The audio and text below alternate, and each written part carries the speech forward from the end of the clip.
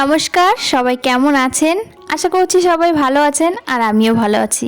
Dream life বিউটির আরও একটি নতুন ব্লগে আপনাদের সবাইকে জানাই স্বাগত। এখন বাজে সকাল 6টা। ঘুম থেকে উঠেছি, বেশ খানিকক্ষণ হয়ে গেছে। উঠেই সকালের বাসি কাজ যা যা থাকে সেগুলো করতে শুরু করে দিয়েছি। অন্যান্য দিন এতটা সকালে ঘুম থেকে উঠি না, যেদিন ছেলের স্কুল থাকে সেদিন তো উঠতেই হয়, কিন্তু বাদবাকি দিনগুলো একটু দেরি করেই ঘুম থেকে ওঠা হয়। তবে এখন কয়েকদিন একটু তাড়াতাড়ি ঘুম থেকে উঠতে হচ্ছে, তার কারণ মাসি কয়েকদিনের জন্য ছুটি নিয়েছে। আর সেই জন্য একটু তাড়াতাড়ি ঘুম থেকে উঠতে হচ্ছে, কারণ সকালের আশিবাসি কাজ এগুলো সেরে তারপর তো রান্নাবান্নাটা করতে হবে। আর সকালের যে আশিবাসি কাজ থাকে সেগুলো করতে কিন্তু পাক্কা 2 থেকে আড়াই ঘন্টার সময় লেগেই যায়। তো যাই হোক, আমি আর আমার যা দুজনে বাড়িতে আছি, দুজনে হাতে হাতে কাজগুলো করে নিচ্ছি। আমি সোজা চলে এসেছি রান্নাঘরে যা বাসন ছিল সেগুলো রাত্রেবেলা তো মেজে রাখিনি, সেগুলো নিয়ে একেবারে কলপারে নামিয়ে তারপর রান্নাঘরটা গ্যাস ভালো করে মুছে নিয়েছি। সকালবেলাতে বাসি গ্যাস এগুলো তো মুছতেই হয়, আর তাছাড়া রাতের বেলা রান্নাবান্না হয়েছে, আর রান্নাবান্না হলে গ্যাস তো একটু নোংরা হয়। তো গ্যাসটা ভালো করে মুছে তারপর রান্নাঘরটা ঝাড় দিয়ে নিয়েছি। আর এখন এই টেবিলটা ভালো করে মুছে তারপর বাসনগুলো মেজে নেব। আর ওদিকে আমার যা দেখতেই তো পেলেন, ঝাড়ু হাতে চলে গেল। ঘর দৌড়টা ভালো করে ঝাড় দিয়ে তারপর সামনের বারান্দা আছে, ওই বারান্দাটা মুছে নেবে। তো যাই হোক, এদিকে দেখুন আবার অনেকক্ষণ বাদে চলে আসলাম সমস্ত বাসি কাজ কমপ্লিট করে রান্নাঘরে। সকালে রান্নাবান্নাটা শুরু করব। আজকে সকালে বানাবো কড়াইশুঁটির পরোটা। কড়াইশুঁটির কচুরি তো সবাই খায়, তবে আমাদের বাড়িতে কেউই কড়াইশুঁটির কচুরি খেতে চাইছে না। মানে ওই তেল দিয়ে ভেজে অনেকটা তেল লাগে, আর কড়াইশুঁটির কচুরির মধ্যে তেল যায়, তো সেই জিনিসটা আর খেতে চাইছে না। তবে কড়াইশুঁটির মানে পরোটা খেতে চাইছে, তো সেটাই করব। আর তার সাথে করছি আলুর তরকারি। আজ আবার ছোটদার অফিস রয়েছে, 9টার মধ্যে খেয়ে দিয়ে বেরোবে, তো ভীষণ তাড়াহুড়ো লেগেছে। একেতে মাসি বাড়িতে নেই, সকালের কাজবাজ করে তারপর রান্নাবান্নার ভীষণ তাড়াহুড়ো বলতে পারেন। তো এদিকে দেখুন আলুর তরকারি করব। পরোটার সঙ্গে আলুর তরকারি যায় না, তবে এত তাড়াহুড়ো করে কি আর রান্না করব, তো সেই জন্য ভাবলাম একটুখানি আলুর তরকারি করি, সাদা সাদা মতন করে। একেবারে সাদা সেটা না, টমেটো ধনেপাতা দিয়ে করব আলুর তরকারিটা। আজকে ছেলের স্কুল ছিল, আর ছেলেকে স্কুলে নিয়ে গেছে তার বড় কাকা। বেশ কয়েকদিন হলো ওর বড় কাকা বাড়িতে এসেছে। আর আজকের যে ব্লগটা আপনারা দেখছেন, এই ব্লগটা কিন্তু বেশ কিছুদিন আগেকার। এডিট করে উঠতে পারিনি বলে আপনাদের সঙ্গে আর শেয়ার করতেও পারিনি। তো যাই হোক, এদিকে দেখুন আলুর তরকারি করার জন্য আমি আলু কেটে নিয়েছি, আর বাজার থেকে আলুগুলো এনেছে না বেশ বড় বড়, তো 2-3টে মতো কেটে আলুর তরকারি করে নেব। আর ওদিকে আমার যা মটরশুঁটিগুলো ছাড়িয়ে মটরশুঁটিগুলো ভালো করে পেস্ট করে দিচ্ছে। তো ওদিকে দেখুন কড়াইতে তেল দিয়ে দিয়েছি, আর এর মধ্যে দিয়ে দিলাম কালো জিরে, আর আলুগুলো দিয়ে একটুখানি কষিয়ে একটা টমেটো দেব, দিয়ে আর একটুখানি কষিয়ে জল দিয়ে দেবো। তো আর লাস্টে ধনেপাতা আর একটু চিনি দিয়ে তারপর নামিয়ে নেব।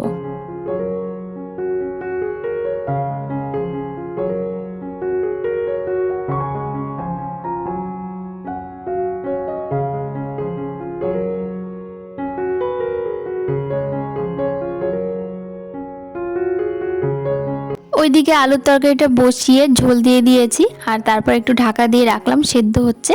আর এদিকে আমি আরেকটা কড়াই বসিয়ে দিয়েছি। এখানে আমি পরোটার মধ্যে যে পুরটা তৈরি করব সেটা বসিয়ে দেব। এদিকে বেশ খানিকটা আদা আমি গ্রেট করে নিচ্ছি, আর ওদিকে কড়াইশুঁটিগুলো ভালো করে পেস্ট করে দিয়েছে।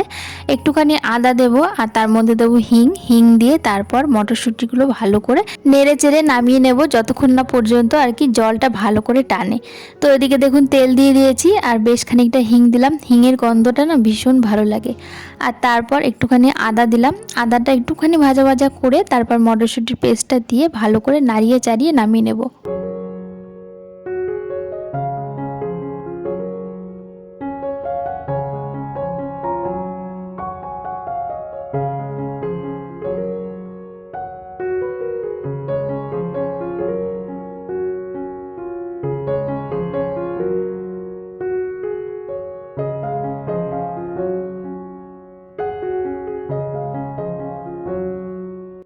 এইদিকে আমার আলুর তরকারি আর ওদিকে পরোটার পুর দুটোই আমার রেডি হয়ে গেছে।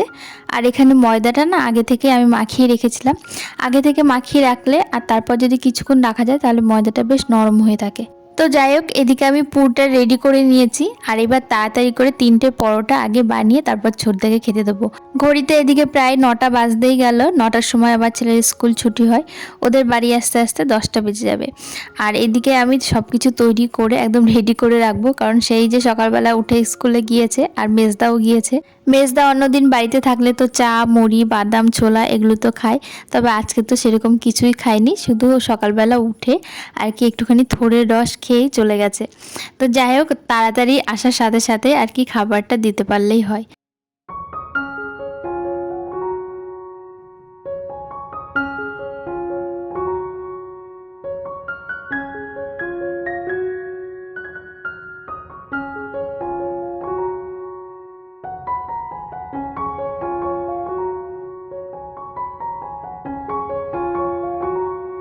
এদিকে আমি তাড়াতাড়ি করে 3টে পরোটা আগে বেলে দিচ্ছি, বেলে ওদিকে ভাজতে বসিয়ে দিয়েছে আমার যা। তো আমি একদিক থেকে বেলে দিচ্ছি, ও একদিক থেকে ভাজছে। আর ঘি দিয়ে পরোটাগুলো ভাজা হচ্ছে, তেল দিয়ে হবে না ভাজা, কারণ তেলের জিনিস কেউই খেতে চাইছে না। তো যাই হোক, এদিকে পরোটাগুলো ভেজে নিচ্ছে আর এদিকে আমি ছোটদাকে তাড়াতাড়ি করে খেতে দিয়ে দেবো। তবে একটা জিনিস ভুল হয়ে গেছে, সেটা হচ্ছে ময়দা দিয়ে বানিয়েছি। তো খাওয়ার পর সবাই বলছিল যে আটা দিয়ে বানালেই বেশি ভালো হতো। তবে আমারও মাথায় আসেনি যে আটা দিয়েই বানাবো, কারণ এগুলো তো ময়দা দিয়েই বানানো হয়, লুচি, পরোটা এসব তো ময়দা দিয়েই হয়। তো আমিও ময়দা দিয়েই বানিয়েছি, তবে আমাদের বাড়ির সবাই না ময়দা খেতে চায় না, তবে বছরে 2-1বার খেলে কিছু হয় না। তো যাই হোক, এদিকে দেখুন 3টে পরোটা বানানো হয়ে গেছে, এবার ছোটদাকে খেতে দিয়ে দেবো। আর পরোটার সাথে তো আলুর তরকারি বানিয়েছি, তবে শুধুমাত্র আলুর তরকারিতে কিন্তু হবে না, আলুর তরকারি মেজদা আবার খায় না, তার জন্য একটুখানি বাদামের চাটনি আর টমেটোর চাটনিও করা হচ্ছে।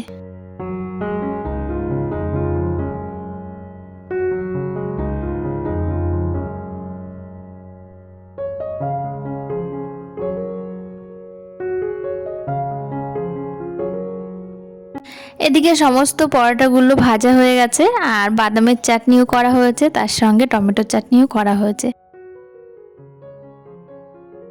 এখন ঘড়িতে ওই 10টা মতো বাজে, আমার সমস্ত রান্নাবান্না কমপ্লিট হয়ে গেছে। আর ওদিকে ছেলেকে নিয়ে মেজদা বাড়িতেও এসেছে, এবার ওদেরকে খেতে দেবো। আর এখানে এটা বাদামের চাটনি করা হয়েছে আর তার সঙ্গে টমেটোর চাটনি। তো যাই হোক, চলুন ওদেরকে খেতে দিয়ে দিই। আর আমার ছেলেকে একটা পরোটা দিয়েছি, ও তো একটার অর্ধেকও খাইনি। তো আর তার সঙ্গে কিন্তু আমি ভাতও রান্না করেছি, ওকে ভাত দিয়েছি, তার সাথে একটা ডিমের পোচ করে দিয়েছি, ও সুন্দর ভাত খেয়ে নিয়েছে।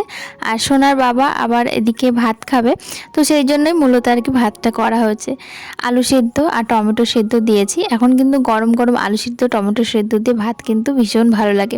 সোনার বাবা ভাত খেয়ে এখন কাজে বেরোবে, আর 2টো পরোটা টিফিন বক্সে করে দিয়ে দেবো, দুপুরের দিকে খেয়ে নেবে। সকালবেলার দিকে দেখবেন কাজে কমবে বেরোলে না, এই ভাত না খেয়ে গেলে না ঠিক ভালো লাগে না। ভাতই হচ্ছে বাঙালিদের আসল খাবার, রুটি সবাই পছন্দ করে না, যেমন সোনার বাবা, আমিও খুব একটা পছন্দ করি না, রাতের দিকে হলে ঠিক আছে। তো যাই হোক, এদিকে সোনার বাবাকে ভাত বেড়ে দিচ্ছি, আলু সিদ্ধ টমেটো সিদ্ধ গরম গরম, তার সঙ্গে সর্ষের তেল কাঁচা লঙ্কা দিয়ে দিয়েছি। আর এদিকে দেখুন আসার সময় মেজদা নিয়ে এসেছে কয়েকটা পুঁটি মাছ, এগুলো খেয়ে দিয়ে কাটবো। আর এখন ঘরে এসেছি, ঘরে এসে ঘরের বিছানাটা সুন্দর করে গুছিয়ে নিয়েছি, এবার মাছ কেটে তারপরে দুপুরে রান্নাবান্না শুরু করব। তো চলুন আজকের ব্লগটা এখানেই রাখছি। আজকের ব্লগটা আপনাদের কাছে কেমন লাগলো অবশ্যই কমেন্টের মাধ্যমে জানাবেন, ভালো লাগলে একটা লাইক করে দেবেন।